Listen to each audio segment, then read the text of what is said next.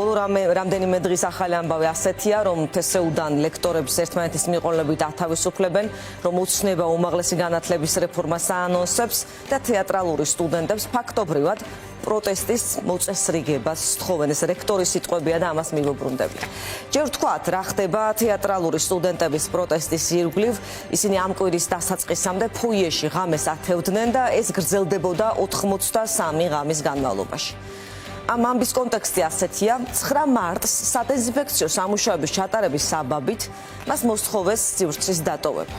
ადგილზე 3 ჯერ მივიდა პოლიცია და აჯარიმეს ახალგაზრდები 5,000 ლარით, უცნობის ახალი კანონით. უკვე 10 მარტს ცნობილი გახდა, რომ 9 სტუდენტს ეთიკის კომისიამ სტატუსი შეუწყვიტა.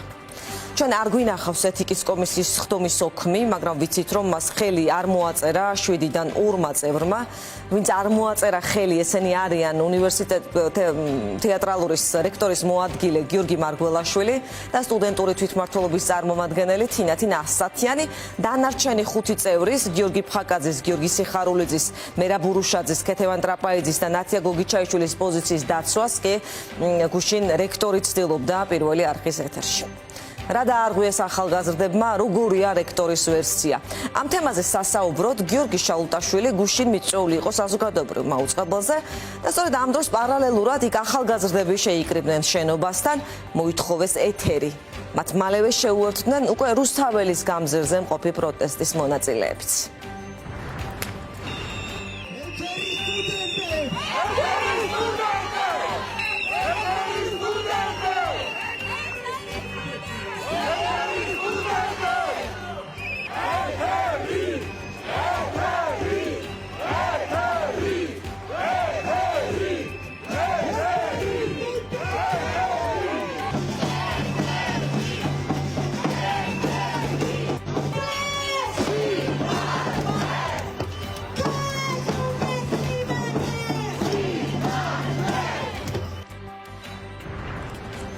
რაც ისმის ეთერი სტუდენტებს და აი ეს სიტყვები ასობით ასეთი კომენტარი იწერებოდა გადაცემის Facebook Live-ის, ანუ გადაცემის მიმდინარეობის დროს სოციალურ ქსელში.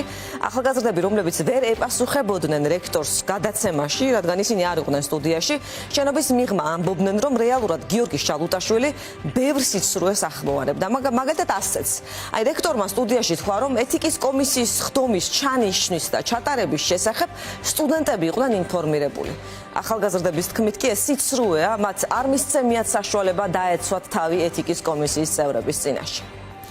რა ნორმების დარღვევას ედავება სტუდენტებს ეთიკის კომისია? თეატრისა და კინოს სახელმწიფო უნივერსიტეტის რექტორი ამბობს, რომ ასეთი 10-მდე პუნქტი არის. მას ეს პუნქტი არ ჩამოუთვლია, მაგრამ თქვა, რომ ხელი ეშლებოდა საერთო ჯამში სასწავლო პროცესს. ძირითადი პრობლემა დგას იმაში, რომ რეალურად ამ პერიოდში უკვე არასწორად, ანუ არასრულყოფილად წავიდა სასწავლო პროცესი. უნივერსიტეტი ფაქტიურად ვეღარ ატარებდა სრულყოფილად და იძულებული გავხდით ისევ ონლაინ რეჟიმზე გადავსულიყავთ. ძალიან ხშირად გაისმა ესეთი ტიპის ბრალდება, რომ ჩვენ თითქოს პროტესტს ვახშობთ. აი ძალიან რბილად ვიტყვი, არანაირად არ შეესაბამება სიმართლეს პროტესტი, რომლის ფორმას არ ვიზიარებთ ჩვენ. იმიტომ რომ არ შეიძლება არსებობდეს პროტესტი, რომელიც უკვე სხვის უფლებას დაარღვევს. პროტესტის არასწორ ფორმას რატო ამოფიცით? ეს არ არის ადაპტირებული გარემო ღამის თევისთვის. რაც არ უნდა იძახო, იქ საკმარისი გათბობა არ იყო, კომფორტი რა თქმა უნდა ვერც იქნება. აქ კომფორტს ხო ვერ შევქმნით. აი ამას ვამბობ, რომ ხელოვნურად შექმნილი პრობლემაა.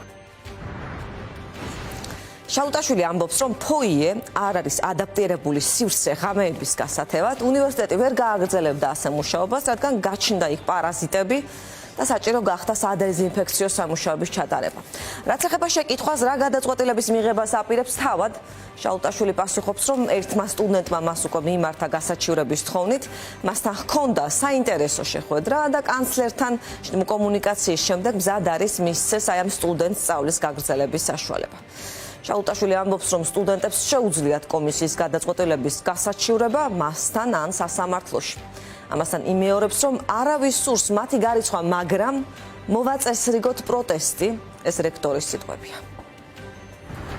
დიალოგს ალტერნატივა არ აქვს, ჩემისაც ეს პროცესი დაწყებულია უკვე. გუშინ სადღაც 20-მდე ადამიანი შემხვდა და მე ძალიან დიდი მზაობა ვთქვი. რანაირად უნდა მომიბრუნდეს ხელი, რომ მე 4 კურს დამთავრებულ ადამიანს დაუკარგო მთლიანად 4 წელი და 5 წლის მერე ჰქონდეს მხოლოდ უფლება რომ ჩააბაროს. ეს ადამიანური ტრაგედიაა. მაგრამ მე უნდა მქონდეს საფუძველი რა თქვენ ბრძანეთ. მე თუ საფუძველი არ მექნა, ახსნა განმარტების სახით, რატომ მოხდა ეს და მოხდა ეს დანაშაული. ნუ დანაშაული ის არის რეალურად იქ არის უამრავი პუნქტი და სათითაოდ შეგვიძლია განვიხილოთ. ეს არის ერთგვარი უფრო გაფრთხილება და არა შეწყვეტა. ეს არის რეალურად როგორ გითხრათ, ცუდად ჟღერს ალბათ იურიდიულ ენაზე. ერთადერთ რამეს ვამბობ.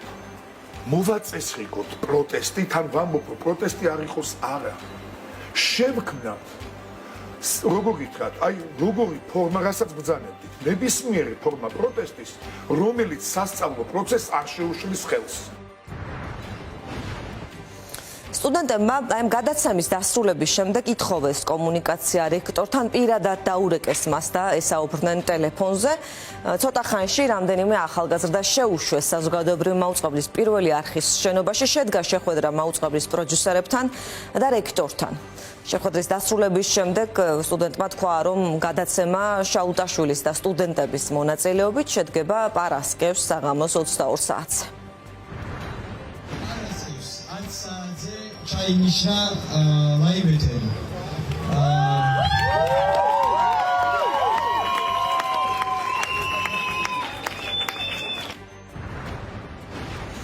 თუ არაფერი შეიცვალა, სტუდენტები მოკლედ ხვალ შეძლებენ უპასუხონ რექტორს, ან როგორც თავად ამბობენ, ანხილონ ის სიცრუეში.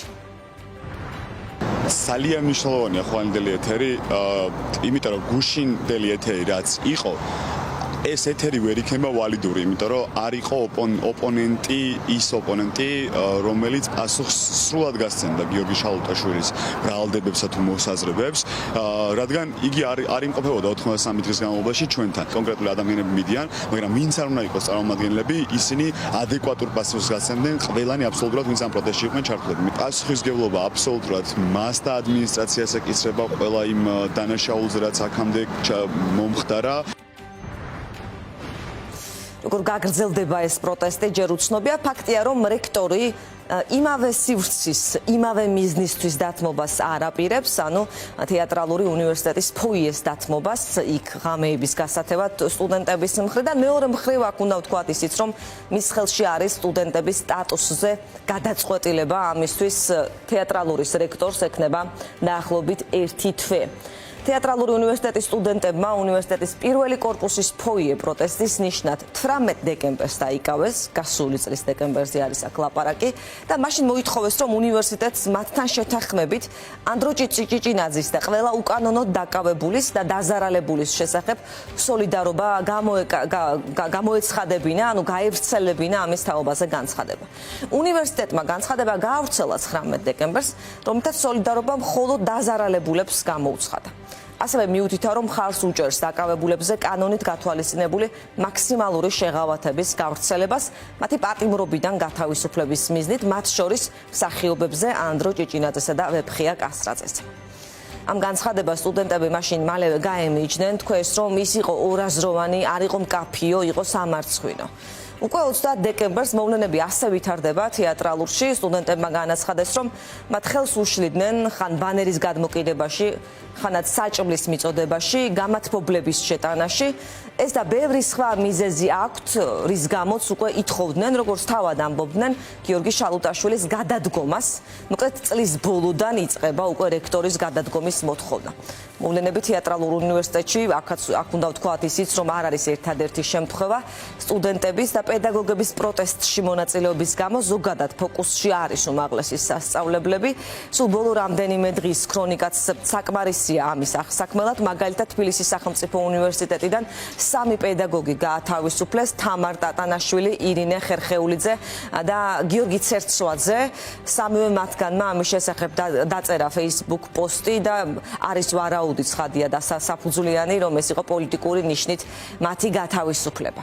აი კრიტიკული აზრის მქონე ლექტორებისგან მოსალოდნელი წმენდის შესახებ ეჭვი მას შემდეგ გაჩნდა, რაც ჯერ კიდევ 2023 წელს რუსული კანონის პირველი შემოტანის შეხვედრანის დროს კობახიძემ ასეთი რამ თქვა, რომ თბილისის სახელმწიფო უნივერსიტეტში არიან პროფესორები, რომლებიც ნაცმოძრაობის დროს პოლიტიკური ნიშნით გამწესდნენ პოზიციებზე და უნივერსიტეტი პოლიტიკური აქტივობის ადგილი, მისი თქმით, არ არის. ამის საშუალებას არავის მისცემენ, ასე ამბობდა კობახიძე 2 წლის წინ. პოლიტიკურ დევნადახმული პროცესების ფონზე კი აქ დავამატოთ ისიც, რომ მმართველი პარტია ახლა უკვე ანონსებს რეფორმას, 4 წელიწადში თვისებრივად განახლებული სისტემა უნდა ჩამოყალიბდეს, ვკითხულობთ ტექსტში, რომელიც უცნობა სამთავრობო კომისიის შეხვედრის შესახებ გაავრცელა.